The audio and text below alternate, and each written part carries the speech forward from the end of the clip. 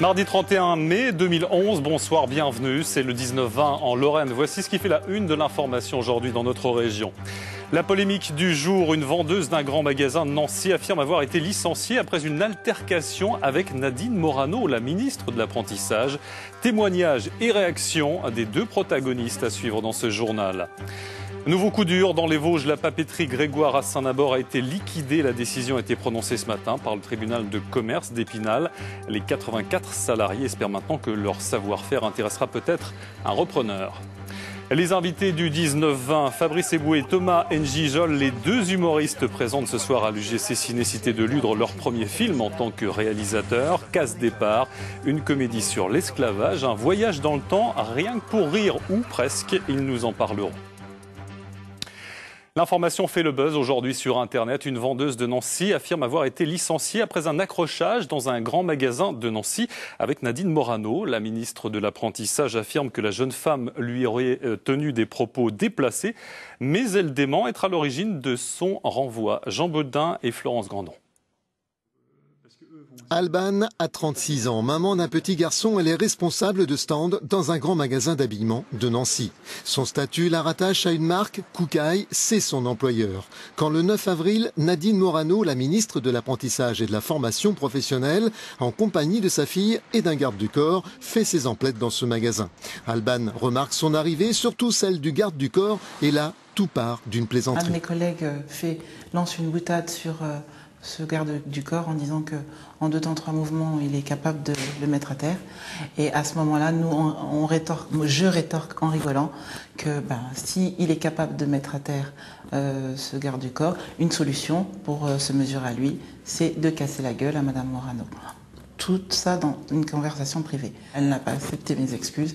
Elle m'a dit que de toute façon, si elle avait été mon employeur, elle m'aurait licenciée. Pour faute grave, Alban est aujourd'hui licencié. Depuis son cabinet parisien, Nadine Morano dément tout contact avec l'employeur.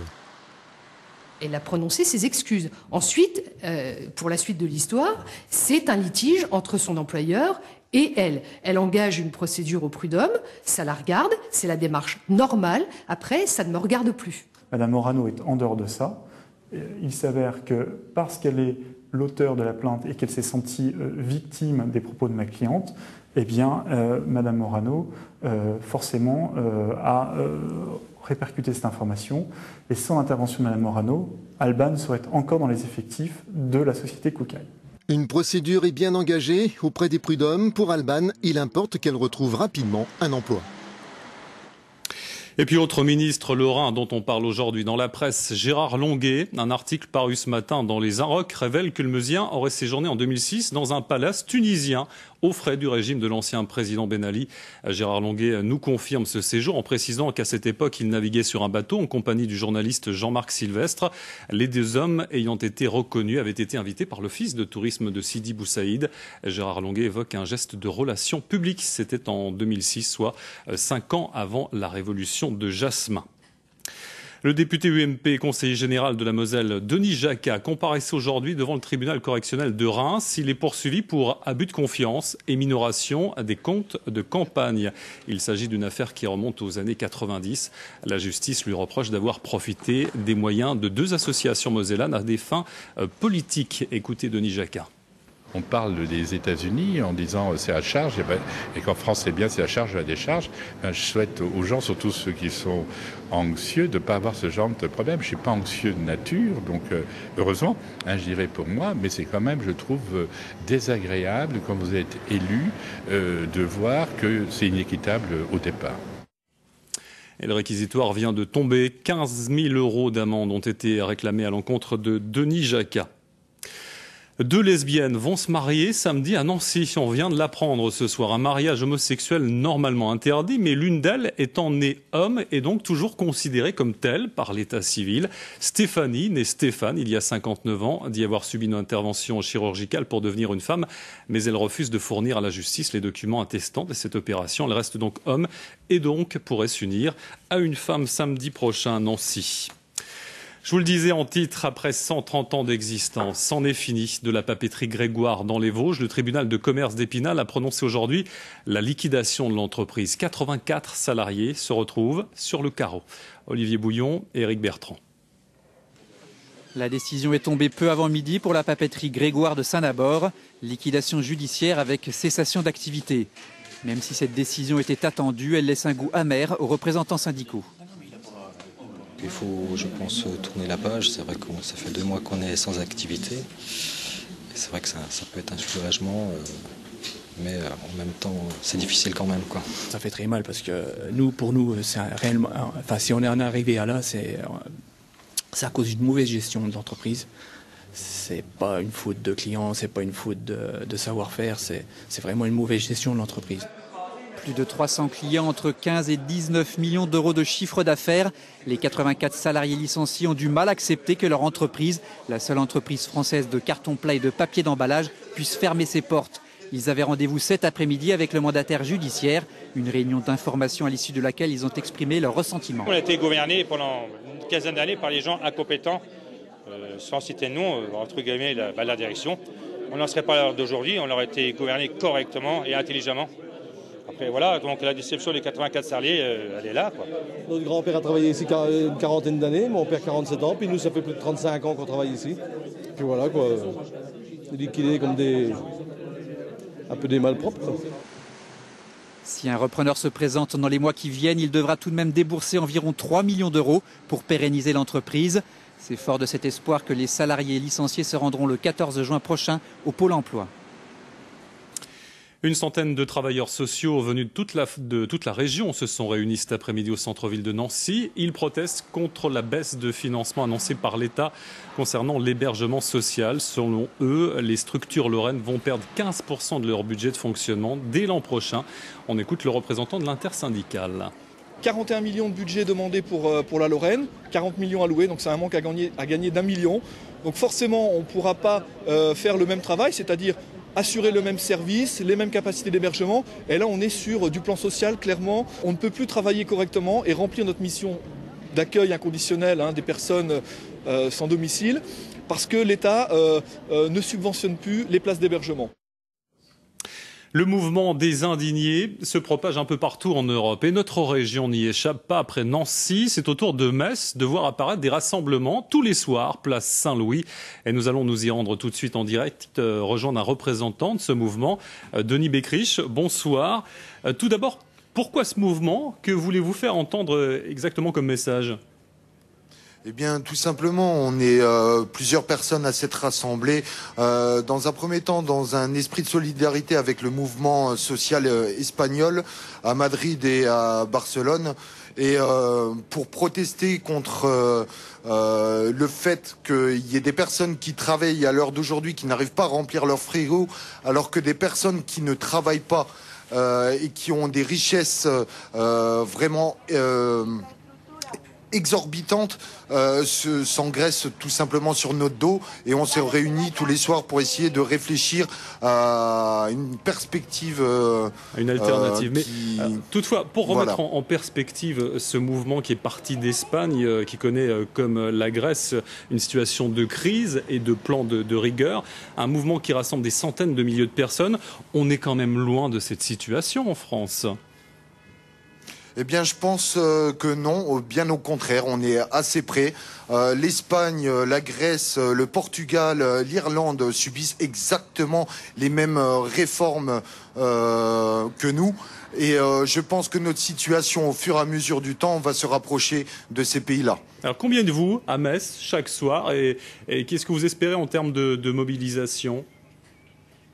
Eh bien, nous souhaitons rassembler un maximum de personnes sur diverses questions. Là, je vais parler en mon nom parce que, bon, voilà, tout simplement, je parlerai au niveau des salaires. Nos salaires sont largement insuffisants. Tout augmente, sauf les salaires. Le pouvoir d'achat est en chute libre, les salaires aussi. Ouais. Il y en a qui en profitent. Et ce ne sont pas ceux qui créent les richesses, en fait, qui en profitent. Oui. Vous appelez donc un grand rassemblement. Un grand rassemblement tous les soirs à 19h à Metz. Vous êtes place Saint-Louis. Merci d'être intervenu dans ce journal. On enchaîne avec notre chiffre du jour. C'est le 32-37. C'est le nouveau numéro mis en place en Meurthe-et-Moselle à partir de ce soir pour trouver une pharmacie de garde proche de chez vous. La Meurthe-et-Moselle est le dernier département lorrain à s'y mettre. Une initiative du syndicat des pharmaciens.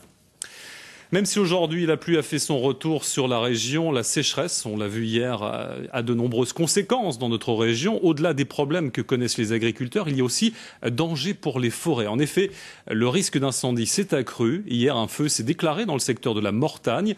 Les Vosges s'apprêtent donc à publier un nouvel arrêté pour limiter ces risques. Laurence Duvois et François Boumet.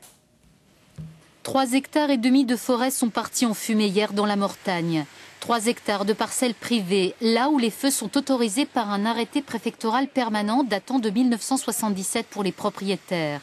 À l'origine de cet incendie, un feu fait par 2 bûcherons. Le vent, la sécheresse feront le reste. Un feu qui ne surprend guère Stéphane Tillet, en train de faire des stères de bois de chauffage aujourd'hui dans la forêt communale de Domèvre-sur-Avière. Quand est-ce que vous pouvez être amené à brûler du bois? Quand c'est du privé, c'est le propriétaire qui donne ses ordres. Et même si c'est dangereux? Si c'est dangereux, après le bûcheron il prend le risque. S'il veut mettre le feu, il met le feu, mais après il prend son risque aussi. Ajouter à cela un feuillage au sol archi sec après 2 mois quasi sans pluie et le risque est forcément accru. C'est sec, les feuilles sont mortes. Dès qu'il y a du vent, ça démarre. Des conditions climatiques qui assèchent les sols donc. L'ONF alerte aujourd'hui la direction départementale des territoires à Épinal, où Louis-Didier Moret prend les mesures qui s'imposent. Ces mesures restrictives, elles sont très simples. C'est l'interdiction pure et simple d'allumer ou de porter des feux ouverts en forêt et à distance de moins de 200 mètres de celle-ci.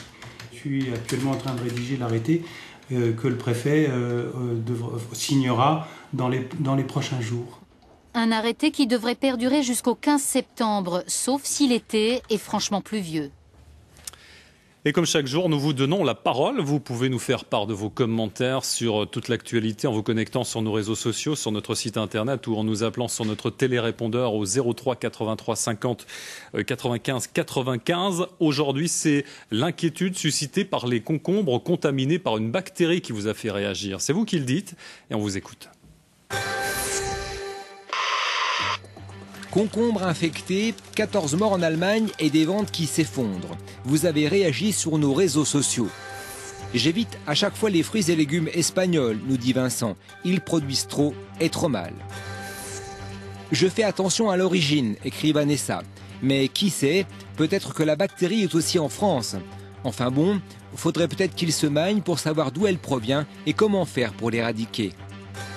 Pour Fabrice, plus que de vigilance, il faut faire preuve de bon sens et éviter de faire venir de l'autre bout de l'Europe, voire du monde, des produits alimentaires. Ceci pour des raisons sanitaires, mais aussi et surtout pour protéger l'environnement. Notre dossier du jour est consacré à la loi de réforme des collectivités territoriales. Il faut savoir que ce texte impose d'ici le 1er janvier 2013 que tout le territoire national soit couvert par des intercommunalités. Ce sont les préfets qui sont chargés d'établir des schémas de regroupement et des projets qui localement font grincer des dents. C'est le cas à Verdun où le maire n'entend pas se laisser faire. Francis Girardin et Abdallah Jikir. Oui, le Normandien sacrifié. On ne peut pas dire autre chose.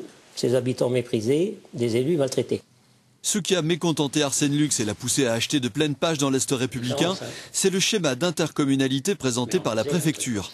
Alors qu'il souhaitait réunir autour de sa ville une communauté d'agglomération de 165 communes, l'État propose une simple communauté de communes, regroupant celles de Verdun, Charny, Dieu et Souilly, plus 4 villages pris à celle de Montfaucon. Un choix qui, selon le maire de Verdun, occasionnerait un manque à gagner de 10 millions par an. Car si dans une communauté de communes, la dotation annuelle de l'État est de 60 € par habitant, dans une communauté d'agglo, la manne grimpe à 170. Quel est l'élu qui peut se tourner vers ses électeurs pour dire « Écoutez, tout ça est bien beau, à l'heure actuelle on perçoit 3 millions, on pourrait en percevoir 10, mais on va faire avec 3 millions ». Comment il va être reçu dans les chaumières, cet élu? On va lui dire « Mais il n'est pas bien, quoi. Hein, il faut qu'il change ». Face à ces estimations différentes des siennes, la préfète a demandé des études complémentaires. Mais Colette Després souligne que la différence entre les deux types d'intercommunalité n'est pas que financière. Il y a notamment le nombre très important de délégués, 205, qui auraient à diriger la communauté d'agglomération. Il y a aussi plus de compétences à gérer.